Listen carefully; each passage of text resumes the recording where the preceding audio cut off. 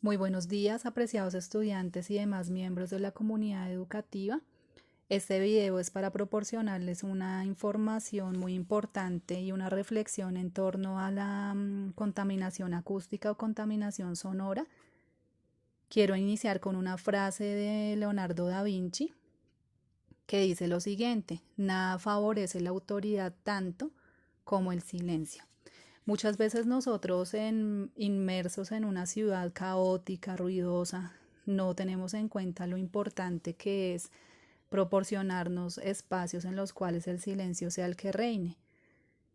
A veces estamos como tan invadidos de tantas fuentes ruidosas a nuestro alrededor que no apreciamos el valor del silencio ni lo importante que es el silencio, por ejemplo, cuando se habla de un espacio de aprendizaje como son nuestras aulas e incluso en este momento de contingencia nuestras aulas virtuales.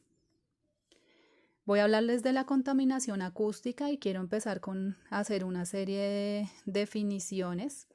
Lo primero que quiero decirles es que la contaminación acústica ha sido muy importante y está en debate últimamente con la Organización Mundial de la Salud, puesto que ellos se han dado cuenta que estar expuestos a unos niveles de ruido muy altos es mucho más perjudicial que cualquier otro tipo de contaminación, aunque nos parezca increíble, ¿no? Si bien es cierto que el ruido no se acumula, afecta de manera notable la calidad de vida de todas las especies que habitamos en el planeta. Cuando hablamos de contaminación acústica o contaminación sonora, estamos hablando del exceso de ruido que altera las condiciones normales de un ambiente determinado. Ese ruido se debe medir en unos niveles de intensidad sonora.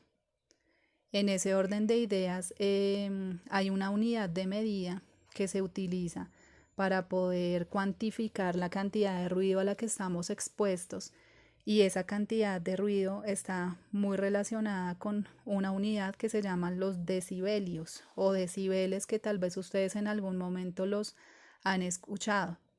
70 decibeles está considerado como el límite superior deseable.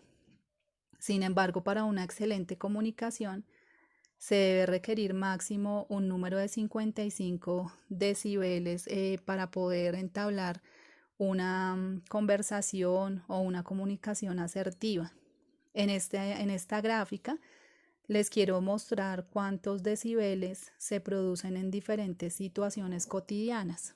Por ejemplo, el ruido de campo, el 10 decibeles, el ruido de una biblioteca, las personas que están allí, 20 decibeles, una conversación, 40 decibeles, una aglomeración de personas, entre 50 y 60 decibeles, el sonido que produce nuestra aspiradora, 70 decibeles, un tren al pasar, 80 decibeles, el tráfico de la ciudad, aproximadamente 90 decibeles, una perforadora eléctrica, 100 decibeles, un concierto, 110, un motor de un avión en marcha, 120 decibeles, que ya son límites extremos, el sonido de un avión despegando, 130 decibeles, y esto que le llamamos el umbral del dolor es la capacidad máxima que nosotros tenemos y que al sobrepasarse se puede producir un daño crónico a nivel de nuestro oído, que son 140 decibeles. ¿Cuáles son las principales fuentes de ruido que se asocian, por ejemplo, a nuestras ciudades? Las actividades humanas, ¿sí? Actividades humanas tales como el transporte, la construcción de edificios, obras públicas, las industrias, son los principales focos de contaminación acústica. En nuestros hogares, el ruido excesivo de la música, varios aparatos funcionando de manera simultánea, los gritos que a veces parecen haberse convertido en nuestro medio de comunicación, y resulta que el estar expuestos durante mucho tiempo a eso nos genera un daño muy fuerte. Vamos a hablar un poco en este momento de los efectos a nivel fisiológico y a nivel psicológico que produce estar expuestos a unos niveles de ruido muy altos. Les decía que más de 70 decibeles es el límite superior deseable. ¿Qué ocurre cuando nos exponemos a estos niveles? Pueden producirse procesos físicos tales como la dilatación de las pupilas, el parpadeo acelerado, estar en constante taquicardia, eso quiere decir que nuestro ritmo cardíaco asciende, nuestra presión arterial aumenta, se puede producir dolor de cabeza desde leve hasta conducir a una migraña y a un estado mucho más crónico. Problemas a nivel emocional, el estrés, que ya voy a hablarles de los efectos del estrés.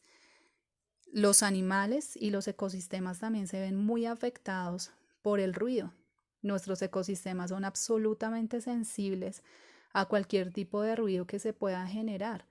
Cuando nosotros estamos en un espacio ambiental, en un espacio, un ecosistema, los animales perciben, muchas veces tienen el sistema auditivo mucho más desarrollado que el nuestro, así que un ruido que para nosotros es normal, para ellos puede ser algo demasiado fuerte, alejándolos de sus ecosistemas, evitando que se reproduzcan, alejando a sus presas naturales. Por ejemplo, las aves se ven muy afectadas con los ruidos de las ciudades, tanto así que aves migratorias se desestabilizan en el momento en que están emprendiendo sus migraciones y pueden verse muy desestabilizadas por el tema del ruido. Eso es algo demasiado fuerte.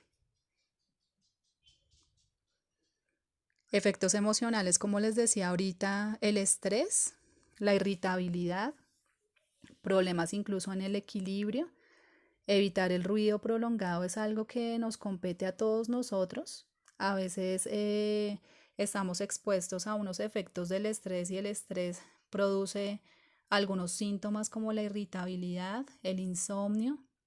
Como les decía ahorita, aumenta el ritmo cardíaco por la producción de diferentes sustancias químicas que nuestro sistema nervioso empieza a producir, como la adrenalina, la noradrenalina, padecimientos digestivos, irritación del colon, por ejemplo, por el padecimiento del estrés, dolor de cabeza, tensión muscular, el sobrepeso, la misma obesidad, son algunas de los efectos.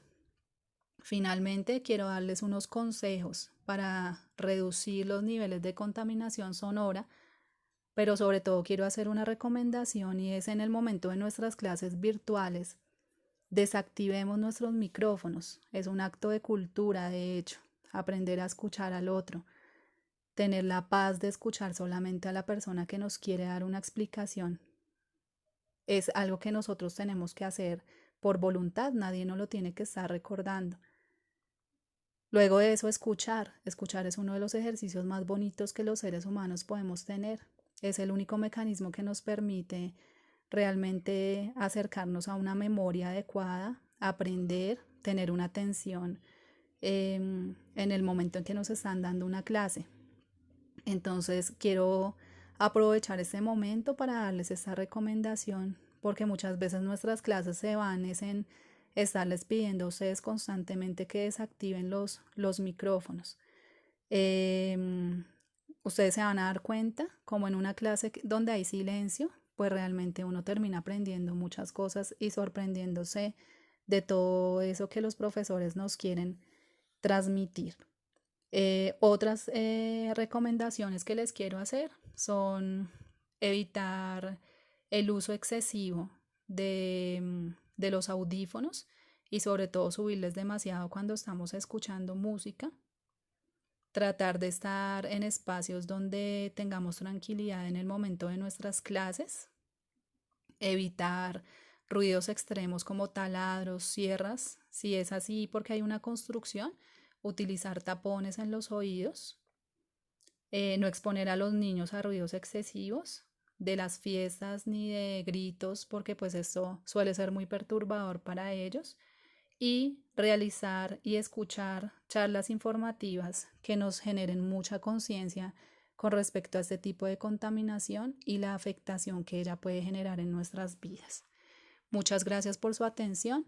Espero que hayan interiorizado gran parte de esta información. Recuerden que esto es una campaña de prevención y mitigación de la contaminación acústica del Colegio República de Estados Unidos de América. Muchísimas gracias por su atención.